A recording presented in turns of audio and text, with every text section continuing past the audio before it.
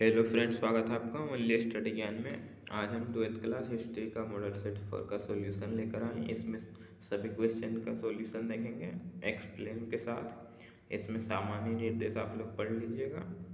इसमें से पहला क्वेश्चन दिया गया है कि 1857 की क्रांति का नेतृत्व किसने किया था। तो इसका आंसर देख लेते हैं हम लोग। तो इसका आंसर है कि 1857 की क्रांति का जो नेतृत्व है वह मंगल पांडे के द्वारा किया गया था, जो कि बैरकपुर छावनी में हुआ था।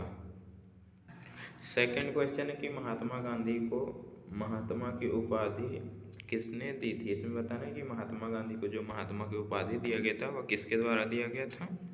तो इसका आंसर है कि रविन्द्रनाथ टैगोर के द्वारा महात्मा गांधी को महात्मा की उपाधि दी गई थी। थर्ड क्वेश्चन है कि कांग्रेस ने किस गोलमेज सम्मेलन में भाग लिया था। इसमें बताना है कि कांग्रेस ने किस गोलमेज सम्मेलन में जो है भाग लिया था। तो इसका आंसर है कि द्वितीय गोलमेज सम्मेलन में कांग्रेस ने भाग लिया था, जो कि 1931 में हुआ था। प्रथम गोलमेज सम्मेलन 1930 में हुआ था, जिसमें भाग नहीं लिया था। और तृतीय गोलमेज सम्मेलन जो है वह 1932 में हुआ था, इसमें भी भाग नहीं लिया था कांग्रेस ने। अगला क्वेश्चन है हमारा कि अकबरनामा की रचना किसने की है। इसमें बताना है कि अकबरनामा किसकी रचना या फिर अकबरनामा की रचना किसके द्वारा किया गया है। तो इसका आंसर है कि अकबरनामा की रचना जो है वह अबुल फजल के द्वारा किया गया। इसमें अकबर की जीवनी के बारे में बताया गया है। नेक्स्ट क्वेश्चन है कि संविधान सभा के अस्थायी अध्यक्ष कौन थे। इसमें बताना है संविधान सभा के अस्थायी अध्यक्ष कौन थे। तो इसका आंसर है कि संविधान सभा के अस्थायी अध्यक्ष जो थे वह थे डॉक्टर राजेंद्र प्रसाद। अगला क्वेश्चन है कि महात्मा गांधी के राजनीतिक गुरु कौन थे। तो इसका आंसर है महात्मा गांधी के जो राजनीतिक गुरु थे वह थे गोपाल कृष्ण गोखले। यहाँ पर देख सकते हैं आंसर, गोपाल कृष्ण गोखले जो है उनके राजनीतिक गुरु थे। अगला क्वेश्चन है कि कैबिनेट मिशन योजना के अध्यक्ष कौन थे। इसमें बताना है कि कैबिनेट मिशन योजना के अध्यक्ष कौन थे। तो इसका आंसर है कि लॉर्ड पाइथिक लॉरेंस जो है कैबिनेट मिशन योजना के जो है अध्यक्ष थे। नेक्स्ट क्वेश्चन है इसमें कि साइमन कमीशन पर प्रकाश डाले। इसमें बताना है कि साइमन कमीशन क्या है। यह 3 नंबर के क्वेश्चन है, तो इसे शॉर्टकट में बता देना साइमन कमीशन क्या है।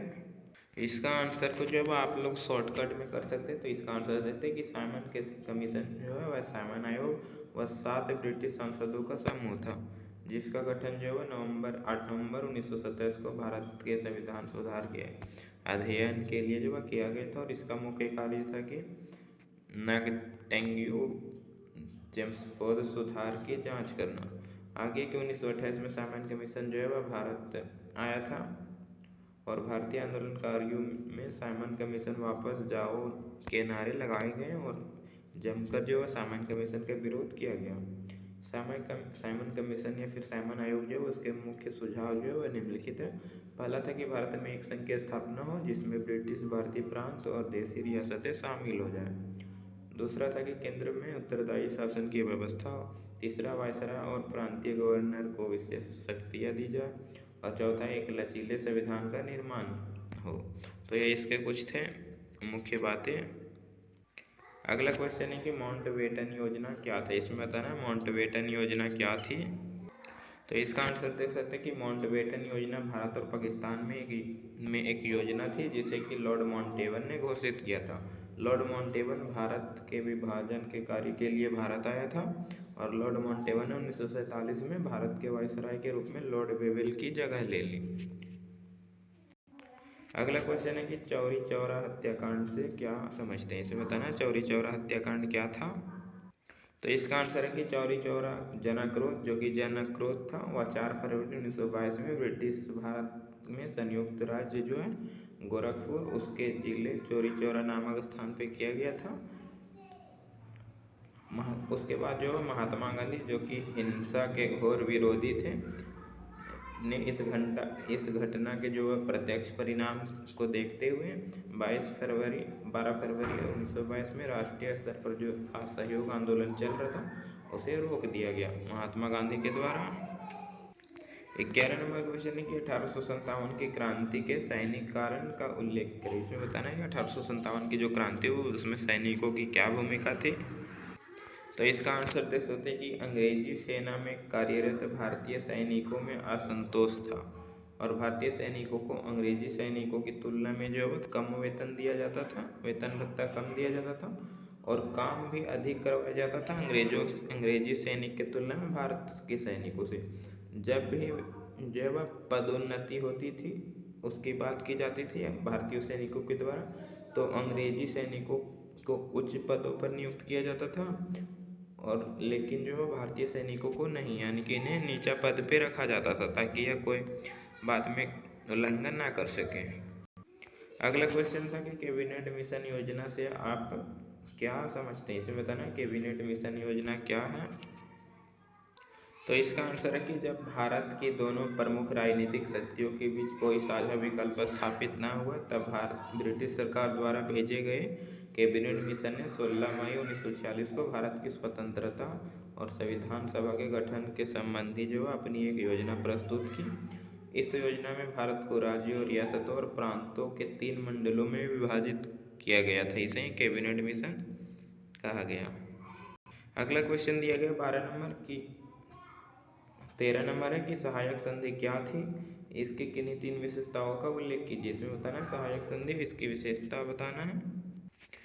तो इसका आंसर है कि सहायक संधि भारतीय उपमहाद्वीप में लॉर्ड वेलेस्ली ने भारत में अंग्रेजी सरकार के विस्तार के लिए सहायक संधि का प्रयोग किया था। यह जो है एक प्रकार की संधि थी जो कि ब्रिटिश ईस्ट इंडिया कंपनी और भारतीय रियासतों के बीच में हुई थी। इसकी जो विशेषताएं थी वह इसमें देख सकते हैं आप लोग कि पहला कि अंग्रेजों के साथ सहायक संगठन करने वाले भारतीय शासकों को अपने स्वयं के सशस्त्र बलों को भंग करना पड़ा और अपने क्षेत्र में ब्रिटिश सेना को स्वीकार करना पड़ा। दूसरा विशेषता कि भारतीय शासकों को ब्रिटिश सेना का भुगतान करना पड़ा। अगर वह भुगतान करने में असफल हुआ तो उनके क्षेत्र में एक भाग को जो अंग्रेजों को सौंप दिया जाएगा। तीसरा था कि इसके बदले में अंग्रेजों जो विदेशी आक्रमण या आंतरिक विद्रोह से भारतीय रियासतों की रक्षा करेगा। और लास्ट इसमें चौथा कि अंग्रेजों ने भारतीय रियासतों के आंतरिक मामलों में हस्तक्षेप न करने का वादा किया, लेकिन वे इसका पालन नहीं करते थे। इसमें कोई आप 3 विशेषता या 2 लिख सकते हैं क्योंकि यह छोटा आंसर वाला क्वेश्चन है। नेक्स्ट क्वेश्चन है कि क्रिप्स मिशन के बारे में संक्षिप्त टिप्पणी लिखिए। इसमें बताना है क्रिप्स मिशन क्या है, उसके बारे में बताना है थोड़ा सा। तो इसका आंसर देख सकते हैं कि क्रिप्स मिशन मार्च 1942 में ब्रिटिश सरकार द्वारा भारत में भेजा गया था और एक मिशन था जिसका उद्देश्य था द्वितीय विश्व युद्ध के समय अपने लिए भारत का पूर्ण सहयोग प्राप्त करना। और सर स्टैफोर्ड क्रिप्स इसके अध्यक्ष थे जो कि विंस्टन चर्चिल के मंत्रिमंडल में साम्यवादी झुकाव वाले एक वरिष्ठ राजनेता एवं मंत्री थे।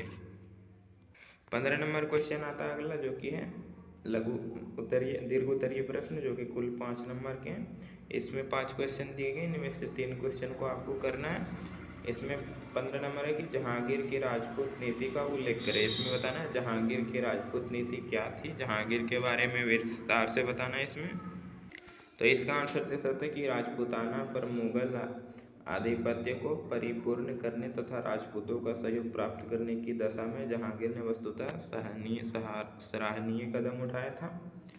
पहला पॉइंट इसमें। दूसरा पॉइंट इसमें है कि उसने भी अपने पिता की भांति राजपूत राजाओं के साथ वैवाहिक संबंधों की नीति को जारी रखा, लेकिन इन वैवाहिक संबंधों के उपरांत वह भी राजपूतों पर इतना विश्वास नहीं करता था जितना कि अकबर करता था, क्योंकि इस समय शाही दरबार में मुसलमान अकबर के समय की धर्मनिरपेक्ष नीति के कारण जो अपनी खोई हुई प्रतिष्ठा को पुनः प्राप्त करने के प्रयत्न कर रहे थे। अगला पॉइंट है कि अतः जहांगीर ने राजपूतों के साथ वैवाहिक संबंध समानता के आधार पर स्थापित नहीं किए, बल्कि वे मात्र राजनीतिक उद्देश्यों की पूर्ति के लिए स्थापित किए गए थे। लास्ट इसमें कि इन सभी परिस्थितियों में जहांगीर के दरबार में राजपूतों की स्थिति थोड़ी कमजोर पड़ गई थी। यद्यपि उसने अपने पिता के समान ही हिंदुओं को उच्च सरकारी पदों पर नियुक्त करने की जो नीति जारी रखी, लेकिन ऐसे हिंदू की संख्या भी बहुत भारी कमी आ गई थी। इसमें रैयतवाड़ी व्यवस्था के बारे में विस्तार से प्रकाश डालना है 16 नंबर क्वेश्चन में। तो इसका आंसर दे सकते हैं कि दक्षिण और दक्षिणी पश्चिम भारत में रैयतवाड़ी व्यवस्था लागू किया गया था, जिसके अंतर्गत किसान भूमि के राजस्व का भुगतान करते थे और तब तक वह भूमि का मालिक रहते थे। इसकी जो व्यवस्था की कुछ त्रुटियां थी रैयतवाड़ी व्यवस्था की या फिर कमियां, वह कुछ इस प्रकार है। पहला कि भू राजस्व था 45 से 55% था, जो कि बहुत अधिक था किसानों के लिए। भू राजस्व बढ़ाने के अधिकार को सरकार के पास सिर्फ था। तीसरा कि सूखा, बाढ़ या किसी भी प्रकार से फसल नष्ट हो जाने पर किसानों को राजस्व की पूरी राशि जो वह देनी पड़ती थी, उसमें कोई कटौती भी नहीं की जाती थी और यह एक प्रकार के किसानों पर अत्याचार के बराबर था। अगला कि इस व्यवस्था में समाज के असंतोष फैल गया था और किसानों की सामाजिक और आर्थिक स्थिति जो है दयनीय होती जा रही थी। अगला, सरकारी कर्मचारी किसानों पर अत्याचार करते थे तथा किसानों का जो है शोषण पहले जैसा होता रहा। अगला क्वेश्चन 17 नंबर है कि 1857 की क्रांति के स्वरूप पर प्रकाश डालें। इसमें 1857 की क्रांति के बारे में बताना है। तो इसका आंसर यहाँ देख सकते हैं कि यह एक सैनिक विद्रोह था। जो 1857 की क्रांति है सैनिक विद्रोह। कैसे? तो सर जॉन सीले के अनुसार 1857 का विद्रोह जो है एक पूर्णतया देशभक्ति रहित और स्वार्थी सैनिक विद्रोह था, जिसमें न कोई स्थानीय नेतृत्व था और न ही कोई सर्वसाधारण का समर्थन हासिल था। दूसरा इसका विचार है कि यह हिंदू मुस्लिम संयंत्र था। दूसरा विचारधारा, तो सर जेम्स ऑटराम और डब्ल्यू टेलर ने विद्रोह को हिंदू मुस्लिम संयंत्र का परिणाम बताया है। ऑटराम का विचार था कि यह मुस्लिम संयंत्र था, जिसमें हिंदू शिकायतों का लाभ उठाया गया था, हिंदू के द्वारा शिकायत करने से। अगला उद्देश्य इसमें था कि यह एक राष्ट्रीय विद्रोह था। तीसरी भावना, तो यह विद्रोह एक आकस्मिक प्रेरणा नहीं था, अपितु एक संचेत संयोग का परिणाम था और एक सुनियोजित और सुसंगठित प्रयत्नों का परिणाम था, जो कि अवसर की प्रतीक्षा में था। साम्राज्य का उत्थान और पतन चर्बी वाले कारतूस के मामले जो नहीं होते। ऐसे विद्रोह उचित और पर्याप्त कारणों के एकत्रित होने से होते हैं। अगला 18 नंबर क्वेश्चन है कि महात्मा गांधी की लोकप्रियता के क्या कारण थे। इसमें बताना कि महात्मा गांधी को क्यों इतना लोकप्रिय माना जाने लगा। भारत की आज़ादी जो थी, स्वतंत्रता की लड़ाई उस समय। तो इसका आंसर है कि दुनिया के किसी भी हिस्से में सत्य और अहिंसा का जिक्र जो है महात्मा गांधी को याद किए बिना पूरा नहीं होता है, यानी कि महात्मा गांधी को याद किया जाता है। अब तो उनके बताए रास्ते पर जो है चलने का फैशन भी आम हो गया है। अगला पॉइंट है इसमें कि अहिंसा को अपना धर्म मानने वाले मनमोहन दास करमचंद गांधी जो है वह स्वाधीनता संग्राम के राजनीतिक और आध्यात्मिक नेता थे। सत्याग्रह, अहिंसा और सादगी को एक ही सफल मनुष्य जीवन का जो है मूल मंत्र मानने वाले गांधी जी के इन्हीं आदर्शों से प्रभावित होने के बाद जो है रविन्द्रनाथ टैगोर ने पहली बार उन्हें आत्मा या फिर महान आत्मा का दर्जा दिया था। आगे इसमें कि गांधी जी ने अपना जीवन सत्य की व्यापक खोज को समर्पित कर दिया था। नेक्स्ट इसमें कि जब अयोध्या मामले में अदालती फैसला आना था और देश के कौमी माहौल पर जो है मंडाते संकट से निपटने के लिए जो है भारत के गृह मंत्री ने भी बापू का ही सहारा लिया था। लास्ट क्वेश्चन इसमें कि भारत छोड़ो आंदोलन का वर्णन कीजिए। इसमें बताना है कि भारत छोड़ो आंदोलन क्या था, जो कि 1942 में चलाया गया था। तो भारत छोड़ो आंदोलन का आंसर जो है थोड़ा लॉन्ग है, इसे आप शॉर्टकट में कर लीजिएगा। इसमें सबसे पहले हम लोग महात्मा गांधी के बारे में लिख लेंगे, कुछ लें, जिसमें कि 1915 ईस्वी में अफ्रीका से जो है वह भारत आकर गांधी जी ने सत्याग्रह कर गोखले के कहने पर जो है भारतीय राजनीति में प्रवेश किया। 1917 से 19 के बीच चंपारण, खेड़ा और अहमदाबाद के किसानों एवं मजदूरों की समस्या को दूर किया महात्मा गांधी जी ने स्वदेशी उद्योग, चरखा, खादी उद्योग बहिष्कार किए जैसे मुद्दों पर जो 1920 में असहयोग आंदोलन को छेड़ दिए। उसके बाद जो है नमक कानून के खिलाफ सविनय अवज्ञा आंदोलन 1930 में चलाया गया, जो कि ब्रिटिश सरकार ने द्वितीय विश्व युद्ध के मध्य संविधान सभा की तीसरी समिति का जो है निर्माण की मांग को ठुकरा दिया एवं सुधारों के लिए क्रिप्स मिशन 1942 में भारत को भेजा गया। आगे इसमें कि क्रिप्स मिशन के जो है असफल होने के बाद जो है 9 अगस्त 1942 को ग्वालियर टैंक यानी मुंबई में भारत छोड़ो आंदोलन करने की जो है घोषणा कर दी गई महात्मा गांधी के द्वारा। इसमें जो प्रमुख कार्यक्रम और कारण जो है इस आंदोलन के बाद देख लेते हैं। तो इसमें पहला कि महात्मा गांधी ने 1942 को करो या मरो का नारा देते हुए इस आंदोलन की शुरुआत की, लेकिन जो वह पिछले आंदोलनों की तरह इसकी जड़ें क्रिप्स मिशन में छिपी हुई थी और क्रिप्स मिशन में रियासत, प्रांत एवं मुस्लिम लीग को छोड़कर कोई सटीक निर्णय जो है नहीं लिया गया था एवं भारत के संघ में रियासतों को शामिल करना ऐच्छिक था। यह आंदोलन इसलिए शुरू किया गया था क्योंकि जो है व्यक्तिगत सत्याग्रह आंदोलन जो कि 1940 में सफल नहीं हो पाया था। अब इसमें हम लोग कार्यक्रम देखते हैं, क्या कार्यक्रम किए गए थे। तो गांधी जी ने इस आंदोलन का नेतृत्व न करके, यानी कि उसने नेतृत्व नहीं किया बल्कि स्वतः स्फूर्त था। जो पिछले आंदोलन था जैसे कि सविनय अवज्ञा और असहयोग, उसमें महात्मा गांधी ने नेतृत्व किया था, इसमें महात्मा गांधी के द्वारा नेतृत्व किया ही नहीं गया था, यानी कि इसे महात्मा गांधी ने बोल दिया था कि जिसको जो करना है करो करो या फिर मरो, लेकिन अंग्रेजों को भगाओ। तो इस आंदोलन में जो है किसान लगान ना देकर, मजदूर हड़ताल करके, विद्यार्थी गांव गांव घूमकर शामिल हुए थे इस आंदोलन में। अगला इसमें कि भूमिगत नेता उषा मेहता, जयप्रकाश नारायण इत्यादि ने जो है रेडियो प्रसारण के द्वारा आंदोलन का प्रचार किया था। 17 जो कि सर्वाधिक दिनों तक 1943 तक, मेदिनीपुर, बलिया जो कि चित्र पांडे, तामलुक के प्रति सरकार या समानांतर सरकार का एक जो है गठन किया गया था। इन जगहों पर शासन करने के लिए जो है नेताओं ने अधिकारियों को भी नियुक्त किए थे। अब हम लोग देखते हैं इस आंदोलन का अंत हुआ कैसे और फिर महत्व क्या हुआ इसका। तो भारत छोड़ो आंदोलन का अंत 1943 में जो है वह प्रमुख राजनेताओं के गिरफ्तार होने से हुआ था, जिसमें कि पंडित जवाहरलाल नेहरू, महात्मा गांधी, राजेंद्र प्रसाद, जयप्रकाश नारायण, महादेव देसाई इत्यादि को ब्रिटिश सरकार के द्वारा गिरफ्तार कर लिया था। इसके द्वारा इस आंदोलन को रोक दिया गया एवं पंजाब, दिल्ली इत्यादि जगहों पर हिंदू मुस्लिम सांप्रदायिक दंगे भी होने लगे थे।